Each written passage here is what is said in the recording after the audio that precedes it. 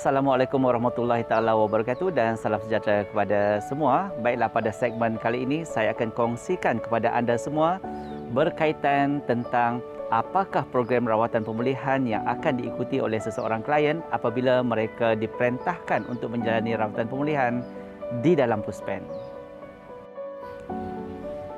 Apabila seseorang klien dimasukkan ke dalam Puspen, proses pertama yang mereka akan lalui adalah penilaian. Penilaian psikososial akan dilaksanakan oleh pegawai pemulihan menggunakan alat ujian ASIS untuk mengukur tahap keparahan dan kebergantungan klien terhadap substan. Manakala pegawai unit perubatan pula akan membuat penilaian kesihatan untuk menentukan tahap kesihatan fizikal klien dan juga tahap kesihatan mental klien. Selepas itu, klien akan ditempatkan di asrama pemerhatian untuk proses detoksifikasi atau menyah-toksinkan bahan kimia dari badan mereka. Proses ini kebiasaannya memakan masa maksimum 2 minggu dan tempoh ini berbeza di antara klien. Selepas stabil, klien akan mengikuti program orientasi dan melalui program ini, mereka akan didedahkan dengan perjalanan program pemulihan sepanjang tempoh berada di Puspen, termasuk peraturan-peraturan yang dikuatkuasakan di dalam Puspen. Tempoh 24 bulan klien menjalani rawatan pemulihan di Puspen, mereka akan mengikuti program rawatan pemulihan berdasarkan model iPulih. Terdapat 9 komponen program di dalam model ini. Yang pertama, rawatan perubatan dan pendidikan kesihatan, pembentukan fizikal dan disiplin, bimbingan dan kaunseling, psikopendidikan, civic dan tata negara, latihan kemahiran dan vocational, agama dan spiritual, sosial dan rekreasi, dan integrasi masyarakat. Pelaksanaan program juga adalah berdasarkan kepada keperluan kepulihan seseorang klien.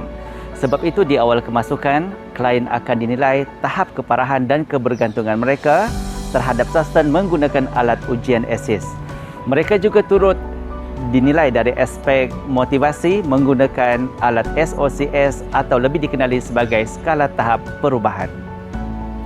Dari aspek kesihatan mental pula, klien akan dinilai menggunakan alat ujian DASS, dan untuk mengetahui permasalahan klien secara lebih terperinci, mereka akan dinilai menggunakan alat ujian ASI atau lebih dikenali sebagai Indeks Keparahan Penagihan.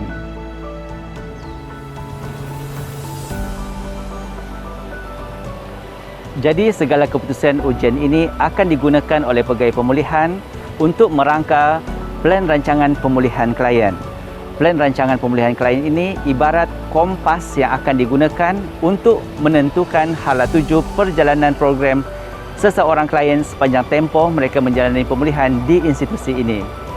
Plan ini akan disemak dan dikemas kini 3 bulan sekali untuk melihat pencapaian dan perkembangan kepulihan klien.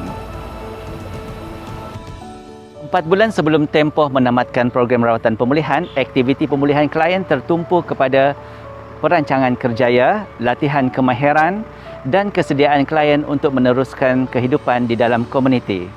Program hijrah yang diaturkan juga membantu klien untuk mendapatkan peluang pekerjaan, namun terdapat segelintir klien yang akan kembali ke pangkuan keluarga, memandangkan keluarga komited membantu mereka untuk mendapatkan peluang pekerjaan. Jadi, begitulah sedikit sebanyak maklumat yang dikongsikan berkaitan dengan program rawatan pemulihan yang disediakan oleh AADK untuk membantu kepulihan seseorang klien sepanjang tempoh mereka menjalani rawatan pemulihan di dalam Puspen.